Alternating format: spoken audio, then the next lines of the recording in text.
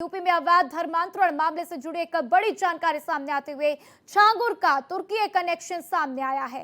तो छांगुर को तुर्की कंपनी से फंडिंग हुई थी, ऐसी जानकारी सामने आते हुए तो देखिए, जब छांगुर से सवाल जवाब किए गए तो उसमें भी छांगुर ने कबूला कि उसके संबंध पाकिस्तान तक, साथ ही नेपाल तक और तुर्की तक भी बने हुए हैं। दुबई का भी नाम सामने आया था। तो देखिए, अवैध धर्मांतरण को बढ़ाने के लिए फंडिंग की गई तुर्की से, ऐसी बातें जानकारी सामने आते हुए तो 2 साल में करीब 20 करोड़ के ट्रांजैक्शन किए गए। नवीन रोहरा के खाते में ट्रांजैक्शंस किए गए। तो अवैध धर्मांतरण मामले में एसटीएफ और एटीएस की जांच लगातार जारी है और एक एक करके बड़े बड़े खुलासे होते हुए, जिसमें एक बड़ा खुलासा ये भी हुआ है कि तुर्की के साथ छांगुर के तार तो जुड़े ही हुए थे, लेकिन किस तरीके से भारत में अवैध तरीके से धर्मांतरण के मामलों को बढ़ाना है, इसको लेकर तुर्की से फंडिंग भी की जाती थी।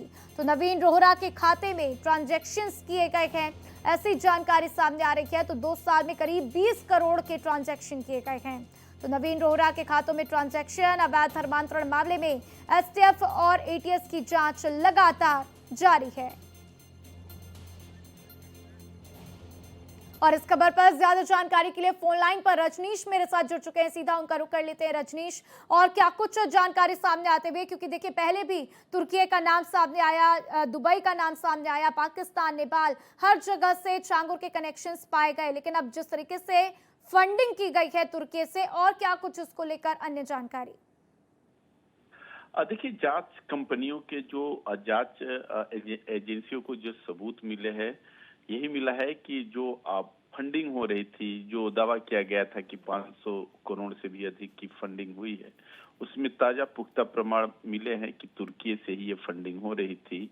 और ये जो सेल कंपनी बना था, इसका काम ही था कि कोई भी इस्लामिक संगठन या गतिविधि या उस टाइप के लोग शामिल रहते तो उनके लिए पीछे से लोग फंड का इंतजाम करते थे। कंपनी से ही जुड़े छांगुर के करीबी नवीन रोहरा, जिसको कुछ दिन पहले ईडी ने भी रिमांड पे लिया था, वो जब शुरू में अपने इनकम टैक्स में जो आईटीआर डाला था तो उसमें ये बताया था कि मुश्किल से 5 से 6 लाख की कमाई होती है, लेकिन 2 साल के भीतर ही 20 करोड़ का ट्रांजैक्शन उसके खाते में हो गया।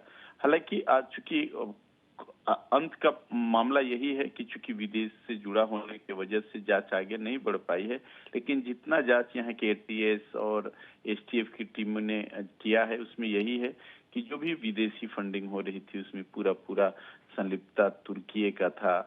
जैसे कि पहले ही भारत एक्सप्रेस खबरों में दावा करता रहा है कि अगर इतना ट्रांजैक्शन हुआ है तो कहाँ हुआ, किस देश से हुआ और इसका इस्तेमाल कहाँ पे हुआ। तो भारत एक्सप्रेस शुरू से ही कहता रहा, फर्स्ट डे से ही, जिस दिन से ये खबर चलना चालू हुआ, कि जो एनआरसी सीए को लेकर प्रदर्शन हुआ था, जिसको आईबी और यहाँ के लाइव ने इनपुट दिया था कि इसमें विदेशी ताकतों का हाथ है जो हिंदुस्तान को अंतर कलह में लगाना चाहती है, तो वही धीरे धीरे मामला राधा खुल के आ रहा है। बिल्कुल रजनीश, मामला धीरे धीरे खुलकर सामने आता हुआ, लेकिन आपसे ये भी समझने की कोशिश करेंगे कि नवीन रोहरा के खातों में जिस तरीके से ट्रांजैक्शंस किए गए, क्या कोई अन्य और भी नाम इसमें निकलकर सामने आए हैं जिसके अकाउंट्स में ये ट्रांजैक्शन किए गए हों?